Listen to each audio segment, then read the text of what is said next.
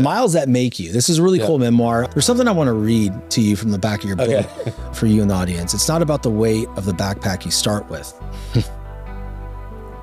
It's about what you do with it, how you carry it, where you take it, and who you become along the way. Fuck. Yeah, right. Yeah. Thanks. That's heavy.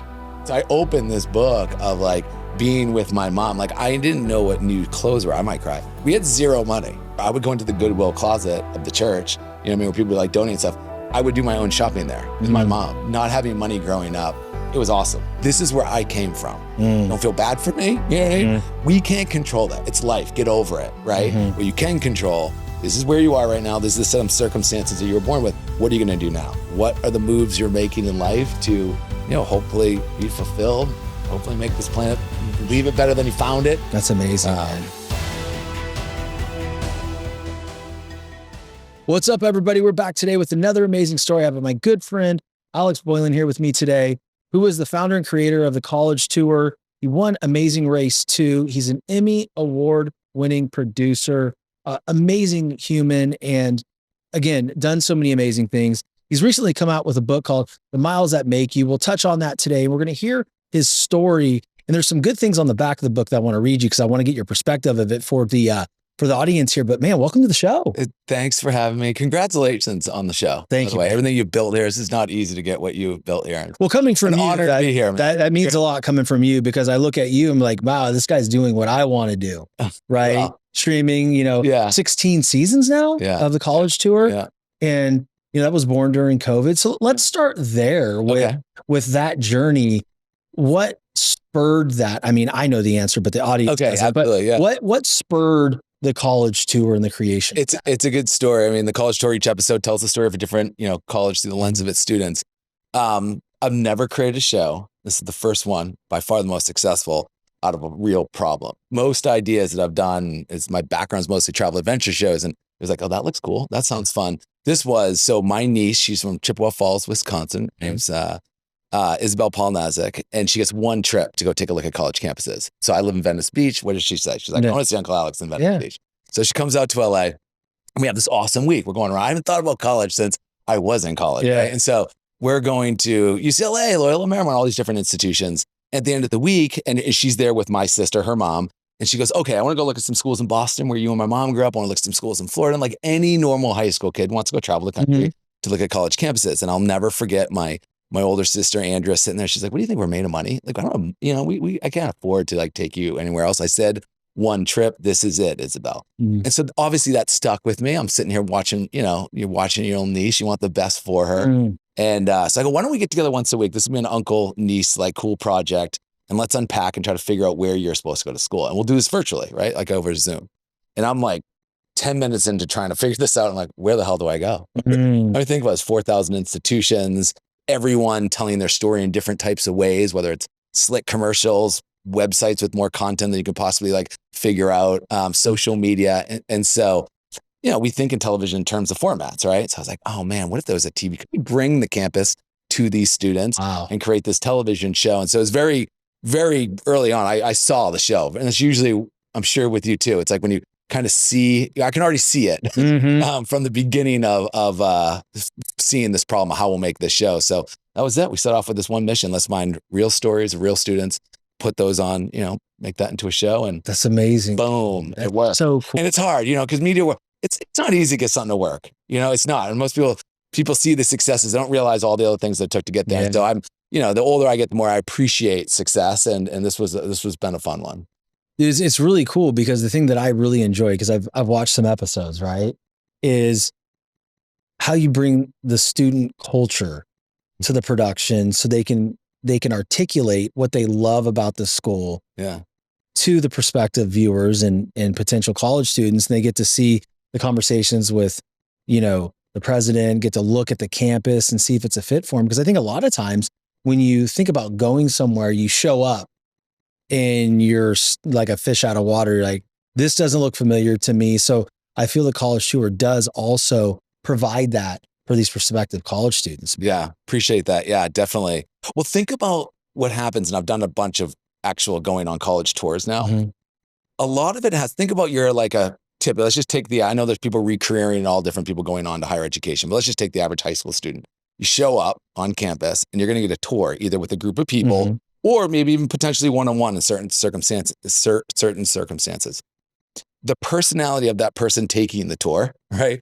And the personality of the person giving the tour, that's huge of how someone's going to feel, right? And when you think about that, so we take that away. I mean, with this show, you're typically going to see 10 different student stories. So through those 10 different faces and people, you really should get the culture of a place.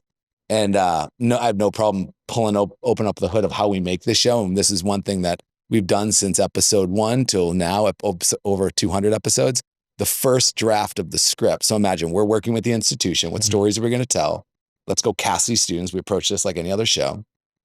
Once that student's casted, it's like, okay, cool. We're going to have you tell the story of engineering, right?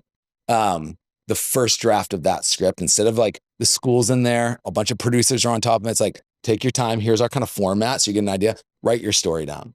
And so every single first draft of the college tour of that student story is written by the actual student. I like that. Yeah, because if you pull that out, then it's a bunch of marketing speech, or it's not real. It's not. Yeah. And so we have stayed very, very true to that, like, way we make the show. And then of course, producers are coming in, how are we going to bring this to life? And the schools coming in. So there's lots of people kind of putting their hands in the pot to make this episode afterwards. But the core of that story is the actual students. And the authenticity is very clear when you're watching these episodes, right? It doesn't seem like this is played up or anything like that. These are real experiences from these kids. That's exactly why we do it that way. Yeah. These 17-year-olds are going to see right through it. If all of a sudden this is just a bunch of this is just a video put together, a bunch of marketing speech from the institution. That's not going to work. That's not what we set off to do. We just set off to, let's find great stories and great students, and let's just bring those stories to light, but let's make sure it's real. That's badass. Yeah. Quick question. Where does your niece end up? Oh, great follow-up question. Okay. So at the time in season 1, Amazon was allowing us to drop episodes as they came. Okay. Now we drop as seasons. Anyway, so episode 3, Arizona State University. At this point, I'm telling Isabel, I'm like, hey, watch the show. No more meeting with Alex and doing Zooms. Just watch the show and hopefully you can figure this out. So episode 3, Arizona State University. We're telling the story of this young woman who has this full ride via this Starbucks program scholarship that ASU and Starbucks do. So my niece is watching that. She's like, I work at Starbucks. She looks into it, gets a full ride to ASU from the Starbucks program. Holy shit. And she ends up graduating with her master's from ASU, all full ride, not because of college touring like that, because of her watching the show and learning about the institution. And then my nephew, her older brother, ends up transferring from one school in Wisconsin over to Grand Canyon, episode 6. So I knew from my own family early on, right? Like I'm watching them pick schools that are on the show. I'm like, oh, this thing's going to work. I'm going to challenge you on something that you said, not because of the college tour. Yeah. It was exactly because of the college tour. Okay. What's right? That? Think about that. Like where she ended up and how it happened, right? It's like you're providing this value. And she learned something about the Starbucks program. It's like, wait a second, I work at Starbucks. And now she has her master's and her bachelor's from that institution. That's badass, dude. And then your nephew, you said, utilized, episode 6 or whatever to that looked cool. Dude, that's amazing to me. So that's true impact. Exactly. I mean, I think I always try to say like, what kind of show is the college tour? It's almost like infotainment, right? Yeah. At the end of the day, we built this as a utility show. This job was we hope to entertain you, but this job is to give you information to help you make a better decision in life. It's value-based, man. Yeah. It's big. Yeah. There's a lot of things circulating now. I mean, when I went to college, I went because I was a baseball player. And the only way I was able to graduate is because if I wasn't eligible, I couldn't play baseball. And out at LSU, you have the College World Series hanging over your head every single year. So you want to be a part of that. Yeah. You don't want to miss out on going to Omaha. And then now with social media and all these creators and, there's podcasts, there's TV shows, there's reality shows, and people are becoming famous for just being famous now. Yeah. And so there's a lot of debate, I should say, on, is college even worth it? We also have all these massive blue collar jobs that are paying a lot of money. And I've heard some statistics, and I don't know if they are 100% accurate, but out of college, average salary is 60 to 62,000. You go to trade school, right? And you become a high skilled plumber or welder out of the gate, you're looking at 80, 85. So there's a lot of people saying like, I don't know if college is that important anymore. Yeah. But in your mind, is college worth it? Yeah. Great question. It to me, it's crazy. And in the press, I get that question all the time with my position at the college tour. It's crazy, I think, in today's society here in 2026, right? That we're asking that question. And by the way, my older sister, who's, the mom of Isabel, she has her master's and she was asking that same question when so this is happening across the board. She's like, should you really go to school? Is it worth it? Isn't it crazy to be living in society today where we're asking if education is worth it? It is pretty wild. Go back a couple of generations ago, 1800s, it's like less than 10% of the population was educated. That was like for the elitist class, right? After World War II, it's still not that much. Go to the 70s, it's still like 1 out of 5 people had a degree in something. So I think it's funny that we're asking, so to me, in my humble opinion, everyone, we especially where the world is going, it's like, we need an educated class. This is why America's amazing. We're able to push in so many different industries. All that being said, what is right for you? And I think that's where the college tour came in. It's like, to us, the way I look at higher education, we've probably done 30 community colleges. We've probably done 15 trade schools, right? So yes, we're telling the story of University of Oregon and ASU that have brand recognition like LSU. Yeah. But to me, and what even gets me sometimes really excited, these schools no one's ever heard of before. So to me, it's all about, if you go to business labor of statistics, right? This is government data. Let's assume that it's all correct. For every piece of paper you get, your income goes up. Okay. Let's just start with high school. Yeah. If you graduate high school, your chances you're going to make more money than the person who doesn't graduate high school. You can go into certificate, associate's degree, trade school, just all the way up to your doctorate. You're going to, on average, make more money, and you're going to have a less chance of being unemployed. Just the simple fact of being educated. That's pretty cool. Right? It's a hard one to argue. Hey, look, man, I don't disagree. I can tell you from my perspective, and I think it's the amount of value you get out of college is based on every person, right? Yeah. For me, it was more about connections and leverage, right? Coming from LSU baseball, the networking with the alumni, former big leaguers, and when someone would see LSU baseball on my resume, right? College World Series participant, it was like, so for me, it was worth it. Yeah. Did I learn everything that I needed to learn? No, because I was stupid and was more interested in going to the Tiger Bar and tailgating and, having the fun stuff that came along with being an LSU baseball player. And I look back at it now, and for all the parents and the young kids listening, I regret every minute of not taking my education more seriously. Hey guys, we're going to take a quick break and we're going to slide into our recovery segment brought to you by Therabody. What an amazing technology that Therabody has. And it was founded on a really cool story by Dr. Jason Wersland. It was founded on pain. He got into an accident and had this extreme pain in his arm and found that percussive therapy really helped. So he created the very first version of the Theragun with a Makita drill just to pilot and test to see if his pain could be relieved by percussive therapy overall. And surely it was. So now birth to the Theragun and now Therabody, who has a multitude of products to help you recover emotionally and physically. And some of the products even help with stress, meditation, and better sleep, and just overall better wellness.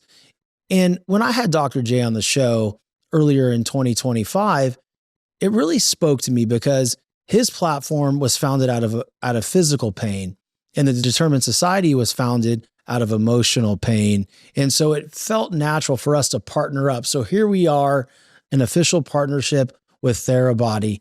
And I want to talk to you about some of the products today that I've been enjoying that I think you need to understand and know more about so you could potentially implement them into your life. And I'm not going to get into a big deep dive of the actual science and everything like that.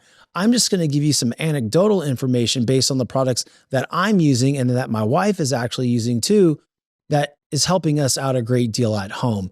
Because the great thing about these products, guys, is you can use them anywhere. You can use them in the gym. You can use them at home, in your bed, in your living room. Hell, you can even drive with the Theragun Pro Plus in your car and use it on your quads, use it on your arms, whatever that is. The first thing I want to talk about is the Theragun Pro Plus. I bring that in my gym bag every day to the gym. And when I'm warming up, I use it to warm up. I put it on my arms, whatever body part I'm using that day, I activate those muscles. And what I find is I'm able to move my body a lot quicker, and I'm a lot stronger on those days that I do actually bring it and utilize it.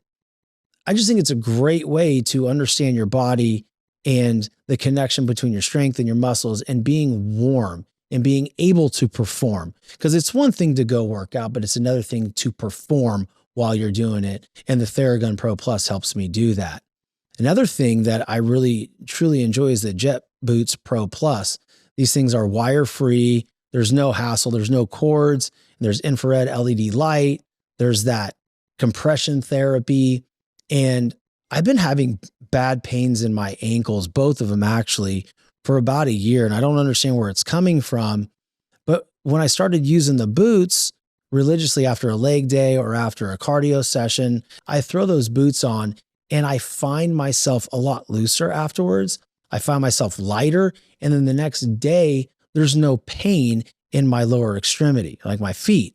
The other thing that I really enjoy is that product really helps me recover a lot quicker. And let's face it, that's the most important thing when we're trying to move our bodies or we're trying to succeed in life is we want quick recovery emotionally and physically. And these products help me do that. And they can help you do that as well. One of the other things that I really want to go into, because it's helping my wife out a ton with headaches and being able to distract from the noise in her mind. And honestly, it helps me with that too, is the smart goggles. Whenever we feel a slight headache coming on or things are getting really heavy just in our minds, just thinking about all the stressors, all the things out there that we can't control, we throw the goggles on, get in a quiet place, and there's different cycles on there and different intensities of vibrations and massaging that you can either turn it up or turn it down.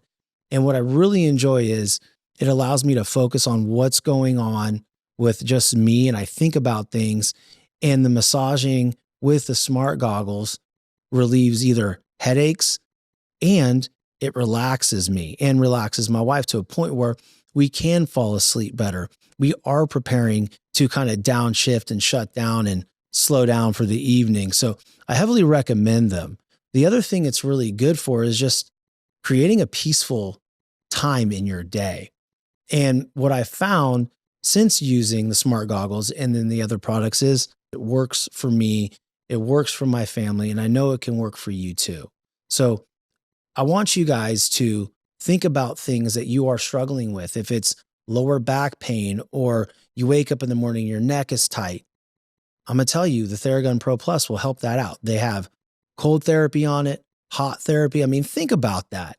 When I opened that box and realized that I could have heat therapy and cold therapy and a Theragun, changed everything for me. And also really made the thing that I hate doing the most is warm up. Made that very easy for me just by applying it to the muscle group that I'm going to use before I do it and in between sets, which promotes quicker recovery between sets. So if you're looking to go high volume or to lift heavy weights, I strongly consider that. All these products are there to help you move along in your day with less pain and recover quicker. So go check it out, because now, like I said, the official partnership has begun. And from now until the end of March, in your first order, you get 15% off your first order, not every order. So if you're going to buy some stuff, load up there in that cart for that first time and you get 15% off. Go to therabody.com, and at checkout, the code is determined. So let me know how you guys like it. Until then, stay determined. I mean, I'm in the same boat as you. Okay. Just my college experience. Yeah. No, but I think like when you really zoom out, and this is where we are so blessed to be in this country, everyone, there's almost 4,000 institutions.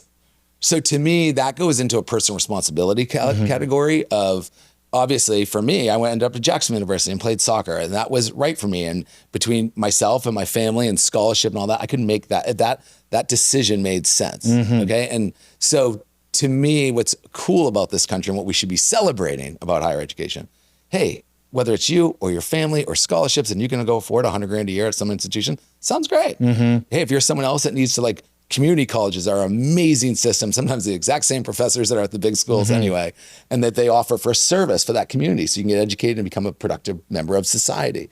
And then everything in between. So to me, that goes into what we should be having a conversation is like, do some math. If your job is gonna, on average, make you 45 grand or 50 grand a year, and you just spent $500,000 on that education, that's not a good ROI, and that's not a good spend. And that to me goes into personal responsibility. There's a product out there, and it's up to us as, you know, the people who are deciding, the people that are guiding those decisions to figure out what is the right product for you, right? What's the right institution for me? So I think what we should be celebrating, and how cool is it that you can go to trade school, like that's available to you. There's community colleges. There's a community college in Southern California that we did an episode on.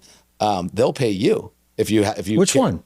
I believe it's called Santiago Canyon College. Okay. And Santa Ana, I believe, has a college. But there, it's like if you carry 16 credits, they will pay you to go to school there, because they did the math that community, and it was like, for someone not having, you know, a degree over someone having a degree, is better to like, let's pump this. It's encourage students to go to school so they can come out and, you know, pay taxes and pay that money back into society. So, and not be poor while they're doing it. Exactly. So I think there's a lot. That's what I say. There's a million pathways to higher education. Hopefully College Tour has taken a small crack out of telling those stories. That's awesome, man. You know, it when you look at it like that, right, and break it down the way you did, it is a requirement. I mean, definitely go get educated. And 100%. I think for me too, it builds these habits where when you start something, you finish it, no matter the process in between it and how bad it gets, how heavy it is, the good days, the bad days. The important thing is to see something to completion. And I think a lot of people nowadays aren't seeing things to completion enough.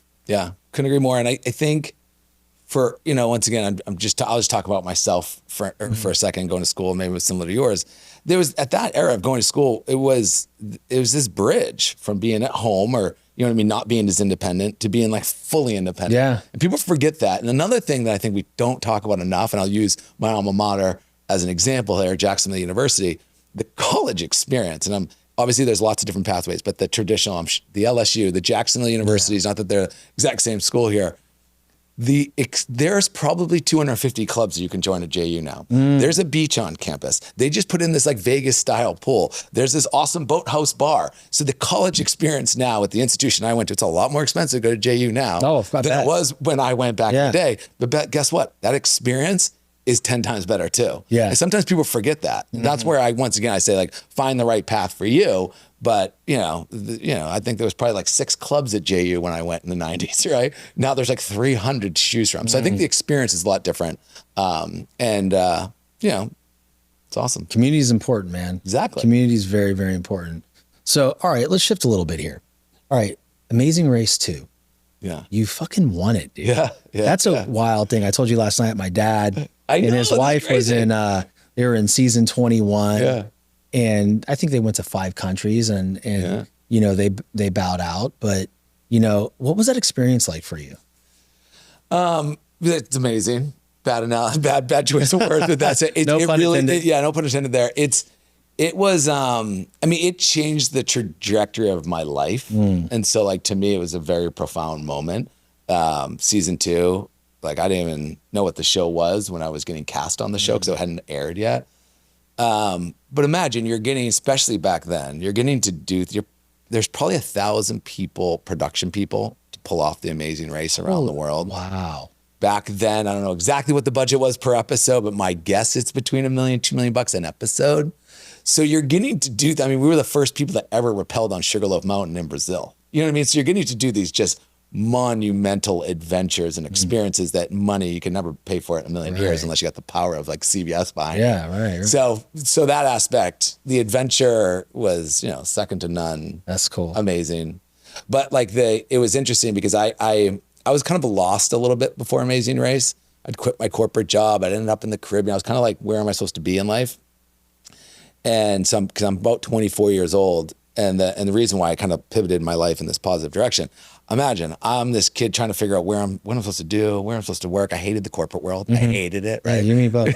Totally. And here I am, all these like young other 25-year-old producers running around the world asking me questions, doing jobs, and I was like, wait, you get paid to do what you're doing? was like, what is this? You know, because back then I was never exposed to it. Right. And they're like, oh, I'm a producer. I'm like, well, what does a producer do? This looks awesome. Yeah. And so for me, yes, I wanted to win. I'm competitive, but it was all about like, that gave me the opportunity. I saw a job. I was like, oh, I'm going to do that for the rest of my life. Whatever these travel producers are doing, that looks awesome. And I've been chasing that high, Shawn, to this day. See, that's what's amazing to me. And that's what I really respect about you, because you said you were lost, you're in the Caribbean, you kind of like, what am I going to do with my life? And you took an opportunity to take a risk and go do the show, but you found what you love. Yeah. And that's why I always, like, I talk to my kids and I talk to people that I mentor a little bit, like, don't judge any situation. Yeah. Go in there and just be present, because you don't know what's going to come out of it. Yeah. You built your whole career based on that. Yeah, lots of great advice in what you just said, right? Yeah. It's like sometimes you find some of the best opportunities in my life from college tour, because I was like kind of down and out before college tour. Like, if you've been in the entertainment business long enough, most people aren't riding out here. It's this kind of roller coaster. I feel like I spend most of my time here. I mean, listen, me too. I mean, like, it's this roller coaster, and most people have really been in the trenches for long periods of time will tell you the exact same thing. Very few people are just like hanging at this like certain level. So, but every time in the bottom of a trough is when something, like, I was in the bottom of a trough of life and Amazing Race hit. You know, I was kind of, as COVID was hitting, you know, this past business I was working on, what's the show was not working, called Dream Jobbing, really. And then college tour came out of it. So sometimes you got to kind of be in the suck, you know? Yeah. And also I think it makes you appreciate at least for me, as I reflect on it, it's probably God's lesson of teaching me to, like, just to be positive. Sure. Like, you know, and appreciate every little thing along the way. Yeah, man, gratitude goes a long way, doesn't it? Totally. So you traveled the world, right? Yeah. Spending $0. Yeah. Yeah. That's a crazy concept to me. Yeah, totally. It's like the original vlogger. Yeah. So, like, how did that happen? Yeah. Like, how did you, so I met you, hitchhiking, what are you doing for food? Are you washing dishes? Like, okay. So yes, I should tee it up. This is Around the World for Free we're talking about, right? So it's the first online interactive show kind of ever produced. And how long do you want this story? But I'll back up just a second. Okay? I hear it, baby. Just to see where I'm at. So I'm hosting shows. So my career is kind of starting off. It's after Amazing Race. I'm down shooting a surf documentary in El Salvador, right? And everything goes wrong. Like, a hurricane like hits the coastline, volcanoes erupt, and it's like an earthquake. So, like, they put us in this hotel. End of days kind of stuff, dude. And they put us in this like little hotel. Well, we're staying in this hotel. They took our security away. It's pretty gnarly where we're kind of filming. And they're like, don't move out of this hotel until we bring security back. And so we're in this town called La Libertad. And you look behind our hotel, is this like favela, right? This kind of like shanty, you know, tougher area, let's call it. They say it. And so the whole time, every local's like, if you go up there, you'll die. Keep saying this over and over. Holy shit. And so Jolt Luca, one of my guys I've filmed around the world with, we're both kind of sitting back and we're kind of like laughing, like drinking beers, being like, what, we're going to die by walking up there, you know? And so we said, all right, when the storm clears, let's try to make it to the top of the mountain without dying. Like, we kind of make this bet to each other like that, right? And so right before we go, Jolt grabs the camera. So, you know, and so we're still not back filming this documentary that we were doing at the time. And so he's like, I'm going to film you, right? I'm like, all right, cool. So I just start walking to see what happens, right? What do you think happens? People are like, hola, amigo. No, like, gringos ever walked up into that community ever before. And they're like, come on. Next, you know, I'm being invited inside. There's like, the ovens are trash cans cut in half. They don't even have much food, but they're bringing out food and trying to cook for us. And we're like going through this labyrinth of houses and favela. It's just a funky play. I've never seen it before. And Jolt's just following me with this camera. So of all the stuff we had like spent time pre-producing, all the stuff, the most exciting thing that happens is this raw moment of like living with locals, right? So that one idea kind of sticks. It's like, oh man, what happens when you kind of like don't plan anything and just try to force yourself to live with locals? And that's the beginning of Around the World for Free, right? And so I'm actually working with Pine Ridge Film and Television, doing a bunch of shows. This idea, and usually I'm sure this happens to you, when I'm waking up in the middle of the night thinking about something I know, and I'm a lot better about it now, knowing that's a good idea. Yeah. This thing's burning a hole in my head. Like, man, I think I could make it around the world with no money, just live that way. And like, let's go tell the story. And at that point, not to knock the shows that I'm hosting, I'm very grateful for those shows, but imagine I'm given a script, show up here, do that. Yeah, exactly. Kind of like a parrot, right? Yeah, yeah. Okay, sounds good, I'll do this. Right? Yeah, You're just kind of told what to do. And I love the raw, like I loved Amazing Race and the rawness of just being with real people, seeing what happens. And so kind of go back to LA with this idea, like armed, and join up with this guy named Burton Roberts. We've been business partners for 20 plus years. And with this idea, it's like let's do this show. Originally it was just this, can I make it around the world?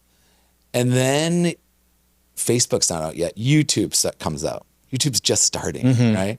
And I was like, oh man, could this be like short form? Could we do this could we do like, could we shoot the show kind of like live? And so anyway, that's the beginning of like this. Now it's like we all do it on our cell phones every single day with social media. That doesn't exist, right? So we set off with this mission. Can we make this? It's so out of the box. I mean, Burton and I were getting kicked out of every single room. Like, it's cool. It's interesting. What is it again? It's online. Like no one really got it and kept hearing no after no after no. Got this one no, but felt like a yes from this gentleman named Gen Maynard, who is credited with bringing Survivor, Amazing Race, and all the big, like basically creating reality TV with inside the network. And we had met with him. It was the second time he said no, but he wrote me this awesome email. And I'm a young producer at this point in time. He goes, Alex, this reminds me of the early days of Survivor, where everyone didn't get it and didn't understand it, became this juggernaut. He's like, it's a no from CBS again, but I think you should go do it. And so it was almost like enough of like, so I was getting these like tiny, sometimes in life you just need those tiny wins, right? Sure, yeah. Just someone validating you or agreeing or thinking you can do it. So, and eventually, it's a long story, but this lady named Ann O'Grady, who I owe so much of my career to, she's the head of marketing at CBS. We get this meeting with her and she's like, why isn't CBS doing this? And she funnels us to the CBS early show. And so we set off, we built the website at that point in time, which you could do on a Facebook page right now. It cost us like $150,000 just to upload like a 2-minute video and then have someone be able to write a message just to try to build that. Damn. Just understand like the time period we are in and the technology that was needed. It was so out of the box. But the CBS early show, we get this meeting with the executive producer there. We go and do the whole document. This is what the show is going to be about. I'm going to leave. I have no money, but everyone's going to be able to check in with me every single day. And I'll never forget it. The guy like leans back in his chair. He's like smoking a stogie. And he's like, there's never been a stunt I don't like, kid. You got the early show. And I'll never forget that moment. And so now we had the early show that's willing to follow us do live check-ins. So that was enough like big media to be like, all right, let's do this thing. So we kind of bootstrapped it. Jolt Luca, one camera guy. I mean, our backpacks were so heavy walking off the CBS Earth Show with one mission. Can we make it around the world using the help of the online, like basically living with locals the whole way through the help of the online community. And fortunately that once again, it's like, it worked, And, wow. Yeah. 16 countries, 45,000 miles, went down like the East Coast of the US through the Caribbean into Venezuela, West Coast of South America, up the East Coast of Africa, across Southeast Asia, all like living with monks, living with locals. Every one of those we could have a podcast about. So it's like just a crazy journey. And we broke the backs of a new, honestly, that's what launched Around the World Productions for my life. It launched the next 10 years because no one was doing online interactive content. So that CBS came in, we did 2 more seasons of that show. And then Rachel Ray shows like, hey, can you do that for our audience? And we became Around the World Productions, basically in the 2000s, became that go-to, what everyone is now, run and gun guerrilla type of like filming and short form content, near real time. And it was a really fun time. Yeah. I'm hearing all the destinations, and I'm also, what's not lost on me is the difference in culture and how, Americans are viewed. What was that experience like, for you going through Venezuela, going through all those different countries? And that it's a little, because 2008 when we launched the first season Around the World. But what's fresh on our memory, just to give everyone some context of time, 9/11's not too far from that, right? And that changed the fabric of, is the world safe and all, you know what I mean? So there was this, and people good out there, everyone's bad. So it's just interesting time, kind of not too far against what's kind of happening culturally right now a little bit. But anyway, so that was a big thing because I had been fortunate to, prior in my life, live in Brazil and Germany and kind of see the world. That was a big mission that I thought was a misconception of both Americans and probably citizens worldwide, is like, 99% of the population on planet Earth is good. Yeah, I agree. Yeah. And they all want to do the same thing. Break some bread with you, share some stories, and learn about each other's culture. It's like this tiny, minute population that kind of screw things up a little bit. So that was a little bit of the mission that we were setting off to be, if I was going to get into the philosophy of things, is like, let's prove that people are kind of good out there. And culturally, we were in Venezuela. It's interesting what's happening right now down there because Chavez was in power. And that's really the guy who kind of turned this into a very socialistic and near dictatorship country. And we told the story of 2 different, via around the world for free. Half the time I stayed with this guy who's packing his family up. He's ready to roll. He's like, I can see everything that's happening here. We got to go. And then another guy that's like, here, why you leave? Like, you know what I mean? We can't have all the good people like leaving. Stay, let's make change. This is Venezuela, it's our country. Wow. And so it was a really fun time to tell those two different stories, two different paths of, and then, it was crazy, man. I mean, we took I think we were talking about last night, but we took from Caracas, it was supposed to be like 3 or 4 days, but it ended up being like a 8-day bus trek with, I'm talking chickens, goats, and everyone, and half these people, they're like smug. I'm like, I actually helped. There's a shot of me taking these 2 young girls across the border because everyone's trying to get out of Venezuela at that point in time. And that bus went from Caracas, Venezuela to Lima, Peru. So through Colombia, Ecuador, just breaking down every 5 seconds. And so I was like, what was supposed to be 4 to 8 hours turned into like 7 days, but it was a hell of an adventure. Yeah. I went to South America for the very first time in July. We went to my wife's home country. We went to Quito, Ecuador. Yeah, and it was my favorite vacation I've ever taken. That's cool. I didn't want to go home. Yeah, I wanted to stay, man. Yeah. Laying in volcanic water, looking at volcanoes and the Andes Mountains. Beautiful country, man. Beautiful. Got a really good question for you. Like, we go through life experiences and it shapes who we are, and we learn different lessons in different seasons. What did Amazing Race 2 and, Travel Around the World for Free teach you about yourself? Other than what you found that you wanted to do. Yeah, I think, and it's funny, not to plug my book here, Shawn. We're gonna get to it. I'm not trying to, but it's like it's kind of like the ethos, and it took me to write the book to learn this about myself. And that's where I talk so much about like just what happened from a young age, and it incrementally grew because the story starts back. My dad. We don't need to go there, but like I had some really cool experiences that happened as a kid. And so for me, I got really, and I still am very comfortable being uncomfortable. And in that moment, and where I think I personally thrive, is where I'm a little nervous. You know what I mean? Can I pull this off? Yeah. But I'm feeling alive as hell. I was just thinking the same thing. And it's this magical place that's hard to get to, right? But if you can find that sweet spot, for me, that's what I learned about myself from all those moments. Because you're just like, can I pull this off? Dude, that's badass. Is this going to work?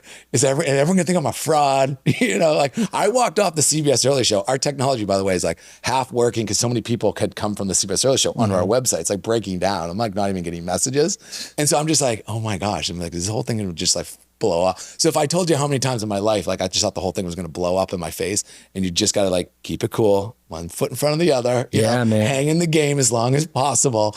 And that's a piece of advice I tell most people in the world of entertainment when they want to get into that. They're like, oh, I want to, production, doesn't matter, whatever it is. I'm like, just hang in the game.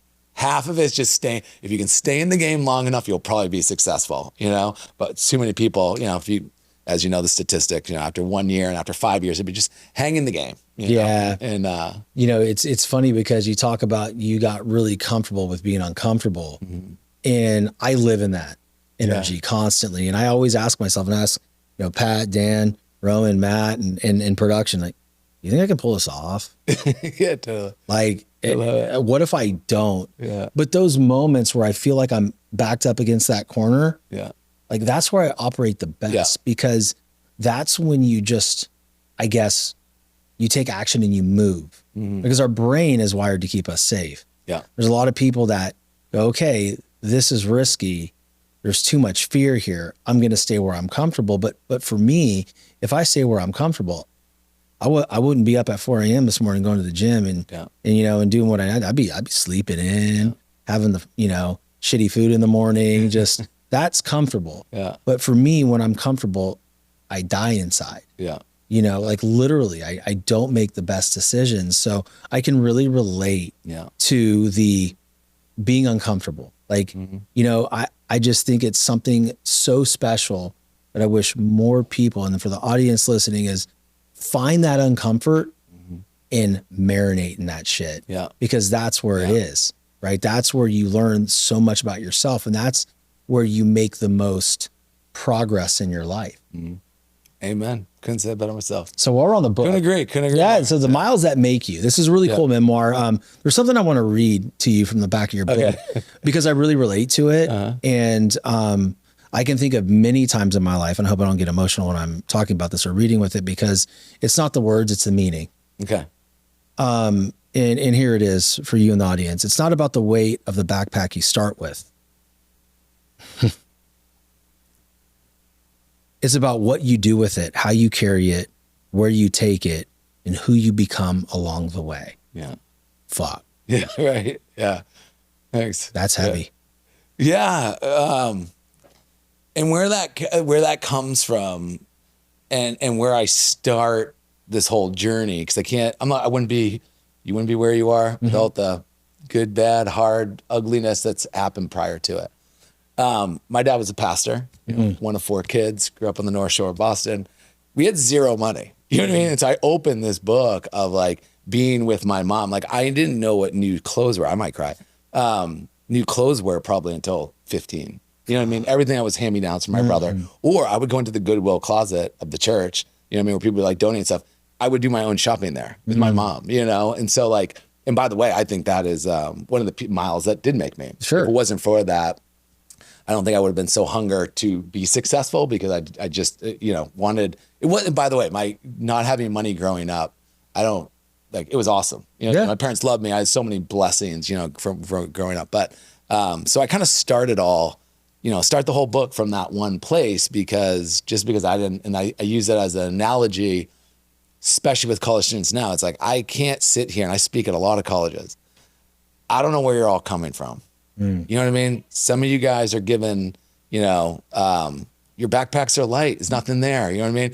It's been, your life's been kind of planned out or prepped as best as possible for you. Man, others of you got no parents, you got no parents. Right. You had no money, or you're like, God knows what you had gone to get to where you are sitting in that seat right now. Does that make sense? And so when I look at that, like, it's not about that. It's not going to define you. I don't care what you had when you grew up. It matters like, what are the moves you're making in life to, hopefully be fulfilled, hopefully make this planet, leave it better than you found it. All those pieces, that makes sense. And so I once again, I can't speak on every one of these college students and where they're coming from. I can just say, like, I start every speech being like, this is where I came from. Don't feel bad for me. You know what I mean? Because a lot of you guys went through 10 times harder things that I've gone through. And there's other people who have 10 times lighter backpack. We can't control that. It's life. Get over it, right? What you can control, this is where you are right now. This is the set of circumstances that you were born with. What are you going to do now? So, man, I love that. One of my biggest fears as a parent, and I always thought, like, I don't want to make it too comfortable for them. Yeah. Right. Because they have a much more comfortable life than I had. Yeah. Than I had, and I had a lot growing up, right? We were, middle class. My dad worked his ass off, and I had everything that I needed, but the big thing is when I read that, and it shifted my perspective to like, man, I got to add some weight to these kids' backpacks, right? Like in some constructive way. Like, I don't want to fabricate adversity for them, but I want them to go through hard shit. I want them to go through the heartbreaks of certain things through sports or school, or even just relationships with their peers, because without that weight in the backpack, you don't grow a threshold to get through the serious things in your life. When you get to corporate America, maybe your company dissolves and now you don't have a job. A lot of people, if you don't go through shit, you're not going to have any resilience to pick that back up and figure it out. Yeah. Amen.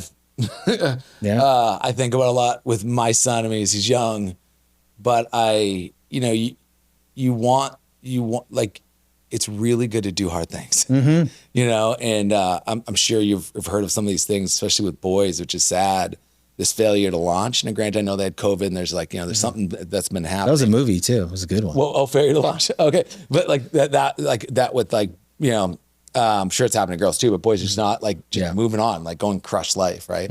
What's happened here? And I don't know, I'm not a psychologist, but as I think about it for my boy too. And like I had a lot of freedom as a kid. My parents weren't out my butt about stuff, they're figure it out. Like that was the story. And I tell stories of I grew up on the North Shore of Boston, just from like being in like 6th grade or riding my bike 3 miles to my buddy's house. Like, what went through my brain, I was like, if I go down that street, those 2 guys are going to kick my ass. They're older. All right, I better go through the woods here. Like, what went through my brain in 6th grade just to get from point A to point B was a lot of thought. And I think, life's pretty safe right now in a lot of different ways. And so, anyway, it's good to one of the things that I bring up, another early story, and unless I wrote this book, I don't think I would have found the correlation between this, and I hope this helps with the story and analogy, but I get this offer, doesn't matter, but I have to get this in my brain. I'm going to be a foreign exchange student, move to Brazil, right? My mom was amazing. We didn't have any money, but any idea I had, they were like, let's go try to figure out how to make it happen. So that was the biggest blessing I could have ever had growing up. And so she comes up with this idea. It's like $5,000 to us. That could have been $5 million, right? And she goes, all right, I can buy these advent calendars, right? And I can buy 5,000 or whatever it was, 2,000, 3,000 of these things. And if you sell them, you know what I mean? It's going to cost $1,000 to buy them. You go sell each one of them, X amount of cost. We'll be able to fund your trip. Wow. And so my mom sets me up, and I remember these boxes came and filled this room right now. And I was like, oh my gosh. And so I became this like one-man advent calendar, 14-year-old selling machine. You sold 2,000. Dude, knocking on doors, right? Yeah. And so that one, unless I wrote the book, it was like, that was really hard. Yeah. Really hard. It took me like a year, you know what I mean? Every single day, and like sitting outside of grocery stores at 14, like trying to hawk these things. Anyone would buy it, right? And there's this kid again. Should just buy one. Send totally, right?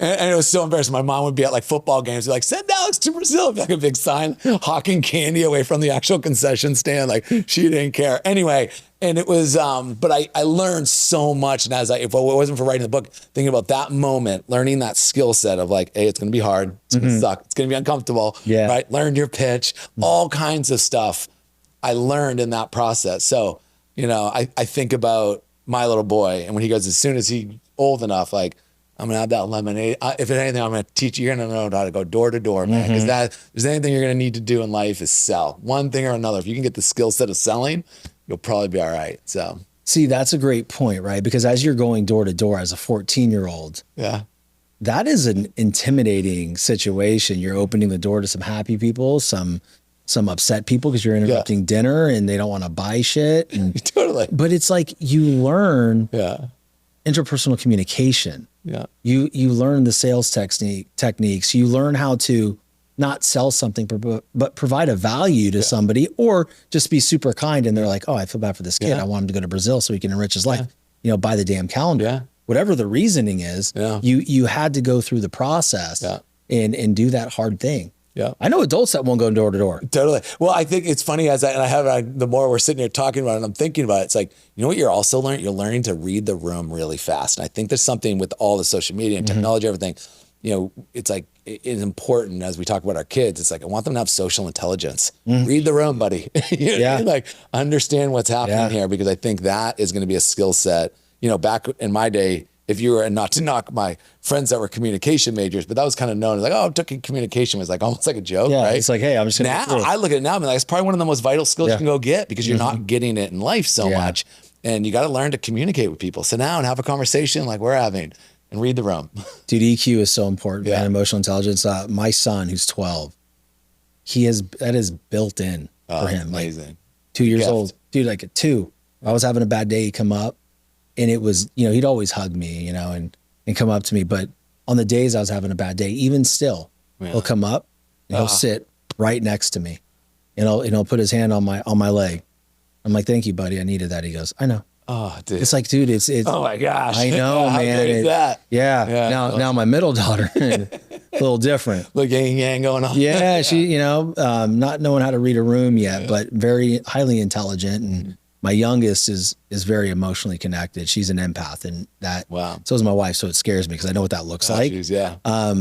But yeah, man, I think emotional intelligence and learning how to read a room and knowing what to say around who and how far you can go, where's the line. I typically can find that out within 5 to 10 minutes. Yeah. Right. And it's a gift. It's something that I've worked on, because trust me, I've been on the other side of that shit too, where I've said the wrong thing in the wrong room at the wrong time in front of the wrong people, and it blew up in my face. But you have to make those mistakes. And I think it's truly important to understand that mistakes are there to lead us. Failures are there to lead us, not temper our growth. Totally. I think it's important. Couldn't agree more. Yeah. I mean, like that, and I would say that trip, because I had this to like Max, my son's godfather. I'm like, hey, listen, something happens to me. I got 2 non-negotiables for this kid. It's it. 1, you will do a foreign exchange when you're in high school, and you'll do another one in college.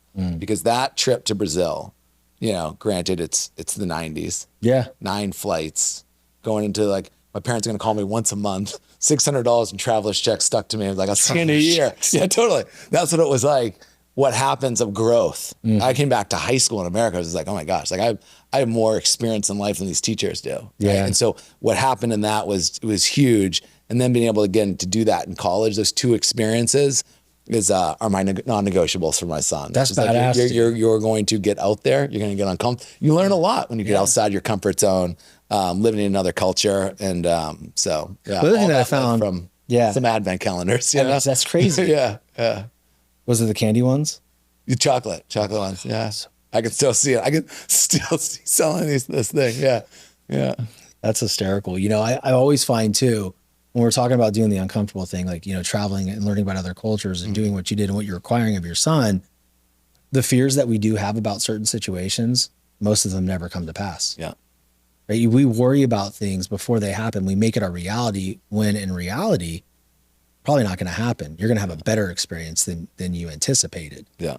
You know, it's interesting to me. Oh yeah. We put a lot in our own. We're humans are interesting. Right? Yeah. I was thinking about when you were talking about something of like getting things over the goal lines. I find myself even like I'm a big like do 3 or 4 things a day, kind of like short checklist, right? I'm with you. Super tight. Like, I'm going to accomplish these. This is my number one task, and here's my 3 other things I want to get done, and I'll call it a win. And sometimes, like, why is it that I'll go to these easier even though this is the one that's going to move the needle with the business. This is the one that's going to move the needle, and I'll find myself procrastinating. I'm always like, what the hell is that? Yeah. You know, what is that? There's something in the DNA that. Yeah, it's just resistance, man. It's just resistance, but the important thing is that you complete it. Like, I don't believe anything needs to be done in an order, right? If you have, you know, a moment where, you know, you have 1, 2, 3, 4 things to do, but the number one thing that you have to do, it's a little heavy for you right now. Yeah. Do the other tasks, right? Yeah. And I also do believe do the hard thing first. Yeah. But the hard thing could be so many things. It could be getting up and reading. It could be getting up and walking, lifting weights, or whatever that is. So you prep your mind to do the hard shit before you need to do it. But sometimes I will find myself the hardest part of my day, the hardest part of the work task for all this, I will wait until I'm mentally ready to do it, because I know if I'm not present in that moment, I'm not ready to execute it, I'm going to shit the bed. Yeah. Like, it's not going to work, right? So I have to be ready to do it. Well said. I'll take your advice on that. Yeah, dude. I mean, it happens. Yeah. You said something interesting last night, and it said a lot about you. I already liked you. You know, we've been communicating for a while. First time we met in person yesterday, which I felt like I already knew you. Yeah, like, hey, great to meet you in person. I'm like, fuck, we haven't met? Like, what's going on? But that's just the power of connection and alignment, right? But you talked about your premise of writing the book and why you did it. Yeah. And I thought it was so selfless and heartwarming. I want you to share that with the audience, because most people write books, including myself, right? Because it's an authority thing. Like, you have a book, then you know, you have something, you're an expert on a certain subject, and you can leverage that in your business and in your show or whatever it is. But yours was so wholesome, man. I want you to share that. Do you want me to go the whole story with Ashley and everything? Yeah, man. Might as well. Okay. So it's not like I haven't thought about writing a book. I thought about it. Didn't really have a main purpose to do it. But I'd say it's been lingering in the back of the head, kind of like, I should probably do that at some point in time. But why, how, all that was not existent. But with the college tour, so I'll start up right now. You know, I'm on 2 college campuses a week. I'm talking to thousands of college kids all the time, being asked to speak. And so there's a little bit of me being like, oh man, like, I've kind of learned what they need to hear, right? And it's a little bit about like, here's my story, here's the life lessons I learned along the way. And then if I was sitting in your shoes right this second, this is what I would do to make sure you're teeing yourself up for a dream job. That's kind of what I do in, let's call it, my speeches or workshops. So that started kind of resonating, like, oh, that could be interesting as a book. Anyway, really, it's another human. The name's Ashley Spence. She worked for us on Around the World for free. She's amazing. And she writes this book, and my business partner, Burton, calls up and is like, you got to read her book. So I read her book. It's a horrible story. She was horribly raped in college, and what she had to go through. And she's in the process of changing these laws across the country from her book. And it's empowering. It's horrific. It's empowering. It's like every type of emotion. So I call her up, and I was just like, Ash, I imagine she's like working with Around the World for free. I had no idea that this happened to her in college. Yeah. So I'm like, I'm just so sorry. I don't even know what to say. And I was like, also, like, that book, I mean, I loved everything about it. It's like, it was short, snackable. You can get through it quick. And those are the kind of books I need. Exactly, right? It wasn't like War and Peace. And it was just so well written and how it like tied together. So, and she was like, oh yeah, like, and she kind of gave me the blueprint of what she did to kind of get that over the goal line. So now it's like really in my head. And so I was like, yeah, I've been thinking about it. And she goes, Alex, you got to do it. You got to write the book. So now it's like the first human I kind of say it out loud to. And sometimes and she's saying, you got to move forward. And so as I'm thinking about all the different, like, oh, how can this help my business? This could be a great thing to have. I can scale my speeches kind of things and all for the business side of it. But then I step back and I'm looking at my parents are in their like, mid to late 80s now, right? Love them to death. I dedicate the book to them. They hear the stories, but they really understand like what happened, what the influence they had on me. And I sit in this other thing, and I have a 1-year-old son. So I sit in this like really interesting place in life where my parents are, to the point where it's like they need an extra help, and they're at this, era of life, and I have the son in this other era of life. You know what I mean? And it's just, I don't even have a word to describe it, Shawn. Like I just sit in this very weird place where I'm two people, family that means so much to me on either end of the spectrums of life, right? And I was like, I got to do it. Like that becomes the motivation, because I'm like, okay, I want my parents to know the story, and I want my son to have his North Star and guiding light. You know what I mean? And so that becomes like, because it's with everything else you got going on, as I'm busy. Yeah. And so that becomes like, you can ask my wife, that becomes like, 9:00, I'm going back to the office and working till 1, for a few months to get that over the goal line. So, but I am so happy I did it, because the best thing I ever got, obviously my son can't read yet. So hopefully down the road he will. And that became my why. I said it all the time. I don't know if it was a defense mechanism, but I said, if there's 3 people who read it, I'll call this it was all worth it. My parents and my son read the book, I'll call it a win. So that became like this, like, who cares what happens to the book? Yeah. That becomes my why, you know what I mean? And kind of pushing forward. So, so it's beautiful, man. Yeah, thanks. Well, I feel like if we start doing things for our own gain, right? Or we have the goal of doing something big, but it's for me or for you, right? We can tend to back off of that a little bit and negotiate with ourselves at times. But when it's for a bigger purpose and it's for someone else, the accountability portion is so much greater, and the completion actually happens because you're wanting to give somebody something. Yeah, absolutely. Yeah, man. Yeah, that was it. Like I'd say like that one of the happiest moments was like before, and I didn't tell anyone. I think the agency I'm working with, Freeling Agency, they're awesome. My wife, my 2 business partners on college, like no one knew I was doing this. So when it was done, and that was another thing. So I was like, I don't know. Once again, another thing, maybe defense mechanism. I didn't know if I was going to get this thing over the goal line. Didn't know how it was all going to come together. So when my family found out, I was like, hey, this is going to be released in a week. You all have copies coming to you in the mail. You know what I mean? They didn't even know what was happening. Cool. So imagine I was like, the first people I wanted to read this thing was my parents. My mom's like, oh my gosh. And I dedicated. So like the next day, she calls. She's like, I read it twice. That just meant the world to me. Wow. She's like, it was awesome, Alex. She goes, obviously I'm in it tons, and you sing my praises, so she feels like a star, and so dude, you're validating the love that they gave you and what they taught you as they were raising you. Totally. And they modeled great behavior for you. Right. And now you're able to give that to your son. I just think I think you'll be all right. I think so. I think you'll be all right. Man. You're doing just fine. You're doing just fine. Like, dude, it's so crazy, because I'm sitting here, I was telling Pat, we were talking about it before, like, we got it. And we've talked about it. Like, I just love doing things with you. I love talking with you, and we got to find a way, man, 100%. to do some shit. We're going to do some stuff together. Yeah, for sure. Fun. No question. It'll be really fun. Definitely. Where can the people pick up the book, man? Is there a website? Yeah, they can get it anywhere you get your books, though. Amazon, Barnes & Noble, AlexBoylan.com. Okay. I'd say those are my 2 kind of places, AlexBoylan.com, to get the book, and then. That's amazing, man. Yeah. That's amazing. What's next for you, dude? You know what's funny? Such a loaded question. So, yeah, it's a great question. I write this in the book because I didn't know how to the last chapter is a letter to my son, Mac, because he's just born, right? So it's like kind of like everything I've learned in life. I kind of pack it to the end. I'm like, hey, brother, here's your steps. Here's what I'm going to advise you on. Hope you can like live on that. And then, but I write because it's like, I don't have an end goal. And some people have an end goal, and like, to me, I love living, Shawn. Like I love it. And so to me, as long as I'm going to keep trying to be excited about whatever the hell I'm excited about. Right now, it's been amazing building the college tour. I hope to God that never goes away. I want to keep building that. But like, dude, I want to have a beach ranch in Costa Rica and have like a, you know, and run a hospitality because I love people, you know? Yeah. And so I have a dream of having my own, like, you know, bed and breakfast on a surf break with the goats and rams running around. So where I go in life, like, I don't know, but I don't know what's next. And I don't know what the end goal is. It's like, to me, it's like, I just want to keep chasing. I've been blessed to have fun.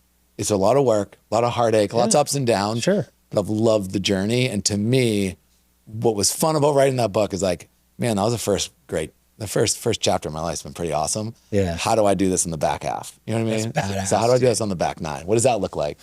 Well, one thing I'll tell you is Matt loves bed and breakfast. So he'll be there. All right. He'll be there. Hey, listen, You know, it's time. I think he stayed in a word hostel here in Naples. Like, you know, I don't know what he's doing over there. I thought about driving by just to make sure he was okay. But he doesn't share his location with me, which you need to start doing so I can check on you from time to time.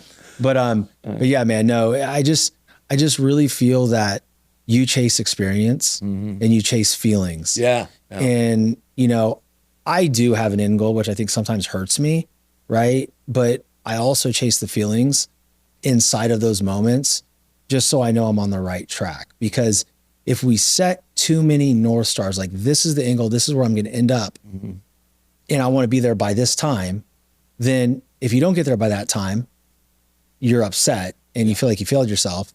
But if you don't get it to completion, then you tend to feel like it's a failure. Yeah. But there's so many other things involved. And the one thing that I really want to stress the audience to hang on to is, you said you love living. And I think we're in a time right now where people struggle with that. There's a lot of mental health issues going around.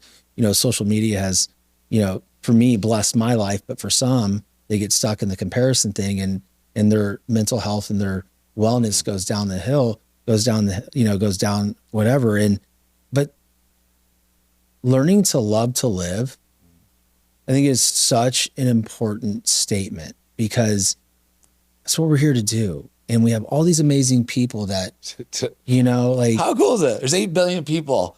Like, life would be, the fact that we argue as countries or people, even within the US, dude, this is what makes life awesome. You know, if we all were the exact same, thought the same, looked the same, did the same, ate the same food, that'd be boring. It'd be boring. It's like, come on, everyone, can we get over it a little bit? You guys were all over me last night for not having to drink and not eating desserts. I was like, damn, I feel shamed. It's like I pissed in the corner and everybody's like, no, bad dog. But that's the thing though. You have to have those contrasts, right? Yeah. And that's what's beautiful about it.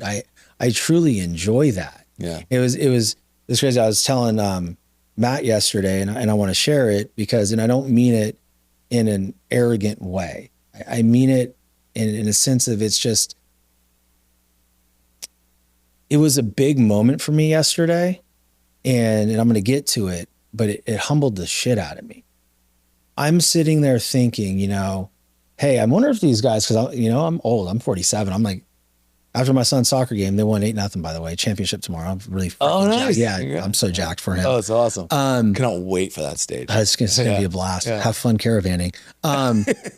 But just ask Pat. He knows. He because soccer, like it's Saturday but I'll be soccer dad all day long. Oh yeah, it's cool, man. It's kind of about being, because I don't know shit about it, so I just enjoy it. Yeah. Why is he offsides? Like, he just beat the guy. Like, isn't that the point? Anyway, I digress.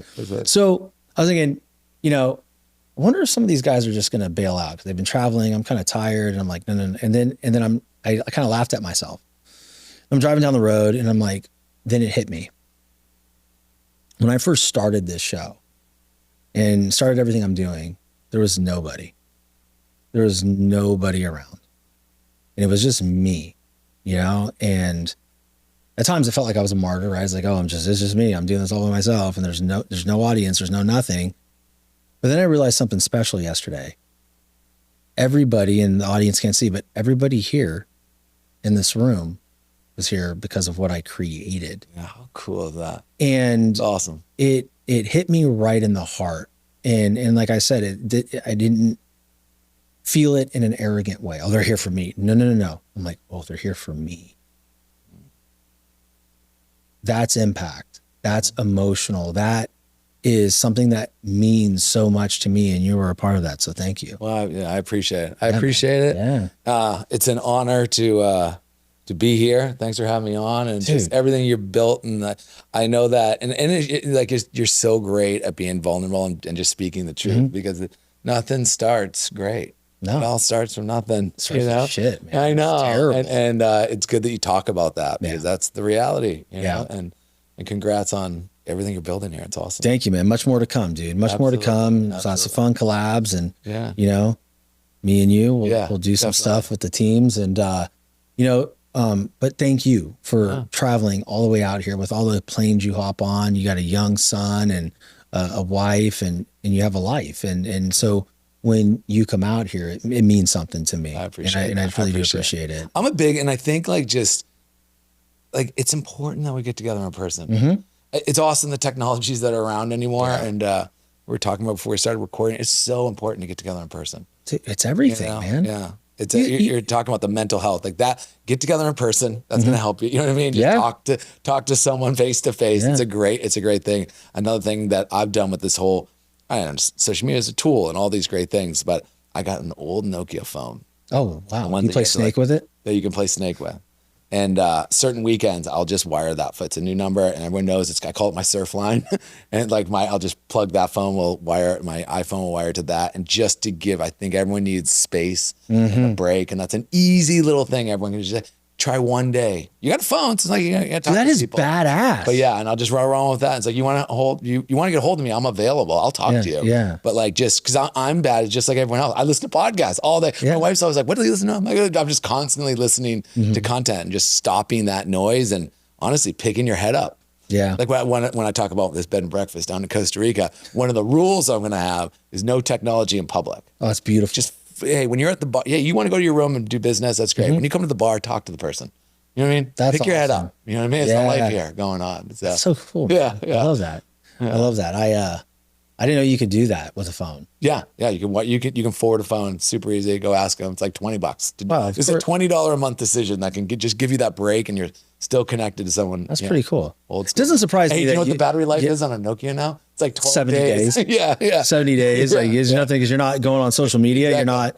I mean, I think you can text on that thing, right? Yeah, but it's like 11111 22222. Oh, it's one of those. Oh yeah, it's like that's so badass, it's awesome. Dude. Yeah. Miss those days. Remember those days? I'm not surprised you figured it out though. You have a house, you have a bungalow. You talk about getting a houseboat. I mean, this fucking guy, dude. You're all over the place. Well, you know what I mean. Gotta keep living, right? Gotta keep living, man. Gotta keep living. Well, thank you again, man. Thank you. For you guys, please share the show with someone you know, love, and trust. Let us know what you thought about it. And again, alexboylan.com to go see what he's doing, then also to purchase the Miles That Make You, or Barnes & Noble, Amazon, whatever you want to do. I thank you guys for listening and tuning in and really digesting Alex's story. And I've had a lot of public figures, a lot of authors on, and I really encourage you to learn more about Alex, because I think you're going to be very, very impressed.